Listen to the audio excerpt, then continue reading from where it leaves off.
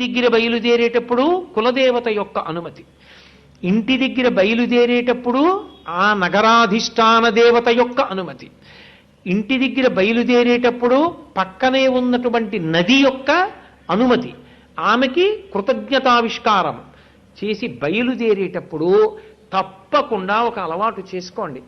మా చిన్నతనంలో ఎక్కడికైనా తీర్థయాత్రకు బయలుదేరితే నాకు ఇప్పటికీ జ్ఞాపకం, మా పెద్దవాళ్ళు నించోపెట్టి శ్లోకం చెప్పించి బయలుదేరండ్రా అనేవారు. ఇప్పటికీ అదే అలవాటు మనం ఈ దేవాలయం నుంచి తీర్థయాత్రకు బయలుదేరే ముందు చేస్తుంటాం. అందరం కలిపి ఆ శ్లోకం చెప్పి బయలుదేరుతాం.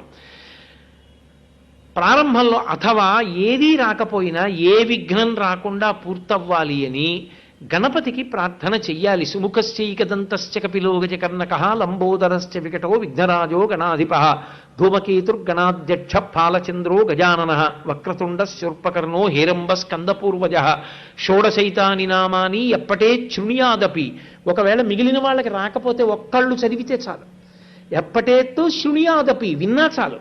ఎప్పటే శృణుయాదపి విద్యారంభే వివాహే చ ప్రవేశే నిర్గమే తథా సంగ్రామే సర్వకార్యేషు విఘ్నస్తస్య నజాయతి. అది చదువుకుని బయలుదేరారనుకోండి, విఘ్నేశ్వరుడు కటాక్షించి ఎక్కడా విఘ్నం లేకుండా కాపాడతాడు. అథవా అంతమేం చెప్పలేమండి అన్నారనుకోండి, సర్వదా సర్వదేశేషు పాతుత్వాం భువనేశ్వరి మహామాయా జగద్ధాత్రి సచ్చిదానంద రూపిణి.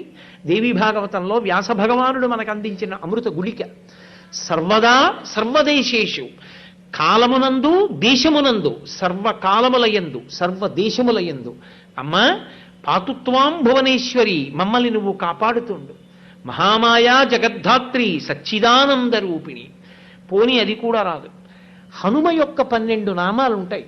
అవి హనుమాన్ అంజనాసూనో వాయుపుత్రో మహాబల రామేష్ఠ ఫల్గుణస్సక పింగాక్షో అమిత విక్రమ ఉదధి క్రమణిశ్చైవ సీతాశోక వినాశక లక్ష్మణ ప్రాణదాత చ దశగ్రీవస్య దర్ప. ఇవి 12 నామాలు, స్వామి హనుమ యొక్క నామాలు. ఇవి కపీంద్రస్య మహాత్మన. ఈ 12 నామాల్ని కానీ ఒక్కసారి చదువుకుంటే యాత్రాకాలే విశేషత ఆయన ప్రాణం పెడతాడు. చనిపోయే వాళ్ళకి కూడా ప్రాణం పెడతారు హనుమ.